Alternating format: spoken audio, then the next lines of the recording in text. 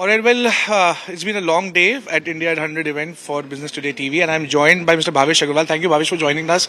Record numbers. First, I get to the point. Record-breaking numbers. The stock has doubled.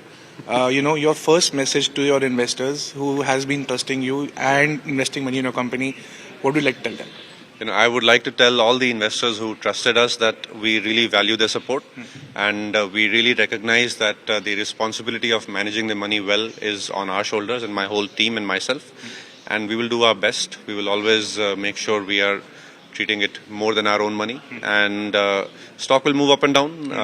Now it's up. There will be times it will move down, but our focus is on building long-term shareholder value, and our focus is on creating this whole EV future for India.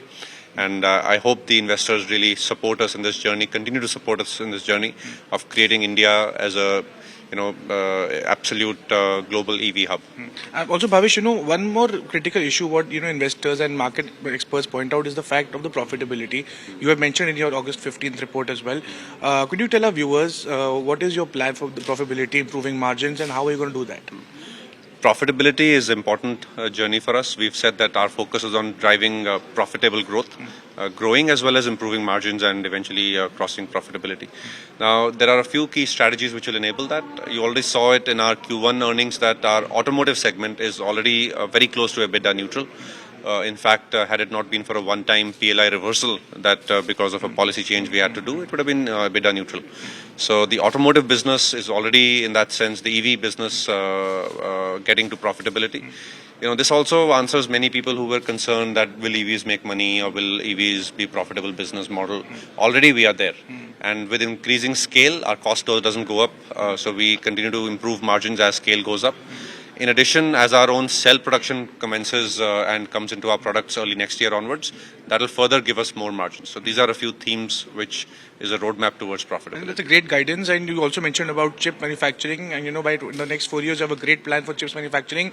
How would that reduce the cost of making EVs in India? And will that give kind of a relief to the buyers in the later future? EVs and chips have no correlation. Sure. Chips is a different company for us. It's the Kritrim business. Right. And EVs, the chip is not the biggest cost in EVs, so it has no real relevance for EVs. Right. Yeah. Also, if I conclude, you're enjoying 40 to 50% market share right now.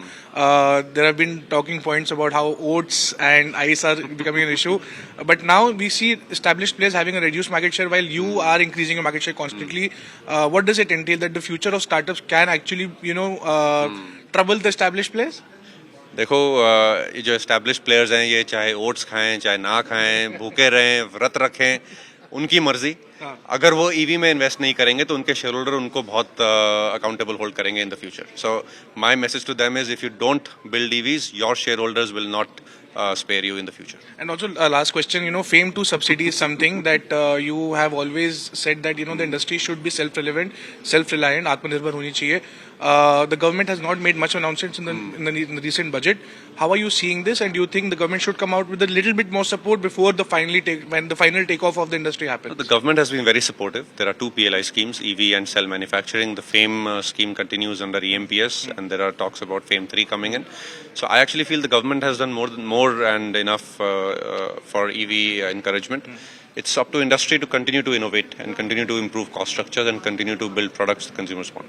Well, thank you, Bhavish, for speaking to us. Thank you. Thank you so much, Bhavish.